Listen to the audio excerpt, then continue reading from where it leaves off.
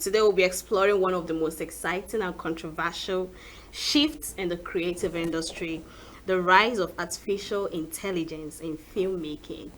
And live here with me is Collins Aharawa. He's a movie director, an actor, and a producer.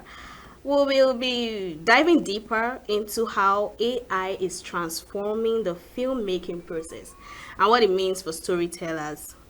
So thanks for joining. Thank you. You're welcome. So let's talk. What do you think actually? Do you think AI can truly replicate human creativity and activity when it comes to filmmaking? Well, just as the name implies, AI, artificial intelligence. AI is AI, and human is human. That's the way I say it. So I think they are just two different things. AI is there to aid a human to perfect their craft. It's not as if it has come to displace the human. No, it's there to aid the human. So that's the way I. But do you think when an AI is actually used to create a movie, right? Do you think it will still need a human touch? Let's say, for instance, an AI would be the scriptwriter, an AI would be the director, an AI would be the cast. You know what? You know all the people, the crew members when it comes to filmmaking. Yeah. Do you think a human touch will still be needed when you have an AI there? Obviously, yes.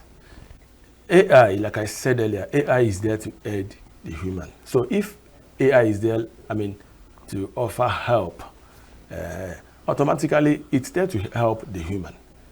Without human, AI, it's actually useless. Yes.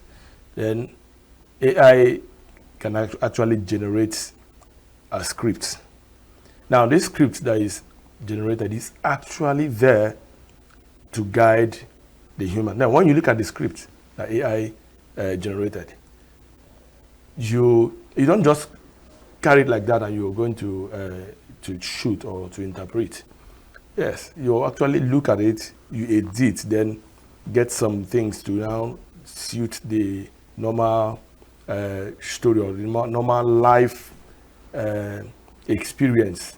Because stories are meant to be relating. You're talking about things that are in existence, things that happen on a daily. But AI-generated stories, most times, some of them they looks like fiction. Okay. Because AI is a programmed something. It's there to give you a guesswork. But human is there to give you something that is relating to your everyday life.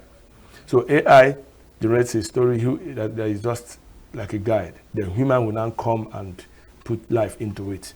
That's the way it is. So do you think people, the society who are watching this movie would actually embrace this development, right? Let's take, for instance, I was scrolling through TikTok and I saw some videos. They were actually telling stories, right? And you tend to see that particular story has part 1, part 2, part 3. It can be a story of a married woman, whatever. But there is no motion to those stories. It's just pictures. Maybe, they just had an accident. It's a picture of the accident. No, there was no reflection of how the accident actually happened, whether the brake failed or something. No emotional experience.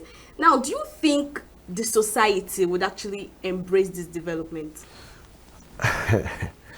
AI will do the much it can do. AI and its creativity, to me, it has a limit. Now, from the analysis you gave now, it's all about, it's just like giving you a story that's, giving you something to look at, and now you, on your own, you now give life to the story. Now, telling a story with just pictures and a voice over, right? Yeah. Now, to me, it's just like listening to a football match on the radio and someone watching the same football match on television. Yeah. Now, someone that is listening on the radio you're just imagining what that scenario could look like. Sometimes the commentator will just give you, as if they want to give you high BP. The ball may still be at the center of the field, and they will be shouting as if you're about to score your team, and you will be panicking. But someone who is relaxed, watching the same match on television, knows how it's going on and all that. At the end of the day, when the both of you are asked to analyze the football match, you actually listen to the match from beginning to end. There's someone who watched it from beginning to end. The story will be different because the person is talking based on facts. Then you that listened on television will be talking based on hearsay.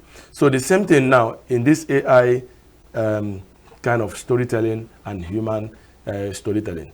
Now, AI, after everything, at the end of the day, telling you stories and all that, you cannot visualize the accident. Now, you only saw the picture of a car, maybe on a motion.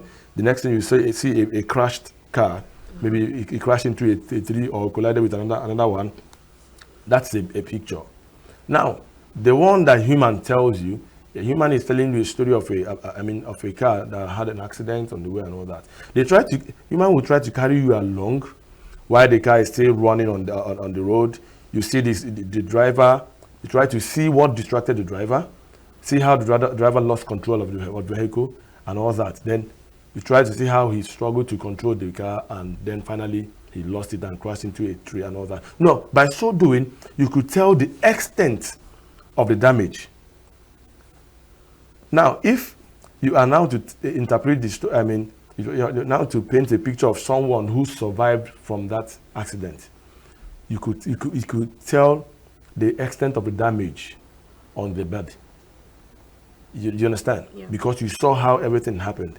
If the car somersaulted and all these things, then you could later why the person survived could be because the person was on a seat belt. But these ones, the picture will not tell you all these things. So I feel this, like I will always say, AI is there to aid human. It can't do all the job. It can't do all the job. But can AI generate emotional depth in a script, right? Let's take for instance someone that is crying. Yeah. Right? Do you think AI can generate that emotional depth to a script? Of course, AI can actually do that, but it has to be, a particular pattern. Okay. AI is talking about maybe telling you about someone crying. That cry has to have a pattern. But human telling you or interpreting the story, the character of someone who's crying based on the situation on ground.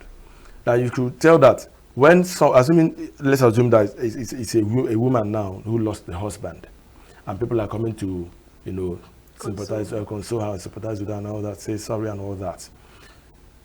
The person is crying. That's the much AI can give you, and people are saying sorry and all that. But now when it's human, there's a kind of people that will come to say the same sorry. You see that the pattern of cry will change. There's someone that person, that woman will see. Now the cry will change gear. There's someone that will enter. The cry will she'll try to pretend like maybe that she's not crying and all that. But AI will not give you all these things. It's all about a woman crying that the husband has died and all that. So these are just two different people. AI is always artificial and there's human. Sorry to cut you. You actually said AI is a support tool, support system, right? Yes. So could AI eventually replace certain crew members, especially when it comes to the editing part of a movie? Okay, that's an interesting part of this, because recently I discovered that most filmmakers are beginning to panic that it seems like AI is coming to take their place. It's coming to take over their jobs and all that. Isn't it obvious? No, but it's not supposed to be so. Okay. Filmmakers are actually supposed to be happy that AI is there to help you, achieve this very work easier.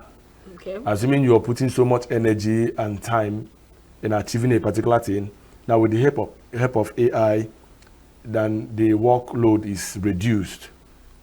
Okay. It's not as if it's coming to except you decide to be lazy, except you decide to displace yourself. That is the only time AI can take over your place. AI is AI and you are yourself. But yeah, if AI actually replace what an editor can do, it simply means that a director or a producer can do the whole job, right? And let's agree that maybe it would actually save him or her cost, because you will definitely pay those crew members. Let's still use the editor, for instance, Okay. right? So it actually make the human being, the human power, who must have learnt this editing and how to transit from one effect to another, useless. Maybe the knowledge which he or she had is gone, because an AI is trying to take his or her job, right? So don't you think that in as much as the development is important, it actually make humans feel useless when it comes to that particular aspect of life? Anyways, in everything there must be some lazy people. Now AI in this very, going by your question, taking over people's jobs and all that. AI will do to an extent. You understand? And human remains human. What do I mean by this? If AI is about programming, we programmed something, then the script is written. By so doing, the script is programmed. Now, if a filmmaker is hoping that AI will be the one to edit that script after shoot, now it means that when you're going to the field to work, as in to direct the stuff, and AI is also there to direct, I mean, okay, I wonder how AI is going to direct human. Except we are talking about robot now. A robot is now coming physical to start directing human. Yeah. Or maybe there will be a megaphone that you'll be listening to as AI, because AI is not visible. So when we're now bringing AI to come and direct a movie in the field, that means a robot is going to be introduced to now stand there as in place of that director and be directing human beings. But in absence of this, now going to direct, even if you use human to direct your film and AI is the one to edit, that means you are trying to limit the creativity. Okay. Because it means that the director is going to stick directly according to the script. Nothing like improvisation and all that. You go there, ask your artist to copy the script verbatim, give me word to word and everything. At the end of the day, you then carry all those rushes like that. No addition, no subtraction. Because the situation has to be according to what the script has. That is the only way the AI that is editing for you can actually function. If you allow artists to be flexible with their lines, improvising, then adding their own ad-libs, as we call them, then you're going to confuse your AI. Yes. Because AI will now be looking to the script. AI will be editing according to the script that it has. It will now be seeing some strange lines, some strange actions and all those things. AI will be lost. That is where human comes in. A human knows that when an artist is on set, there comes a time when the situation arises that the artist will now have to, add some lines, some words of his or her own. Are you getting me? Then some action will warrant the artist reacting in a way that the script did not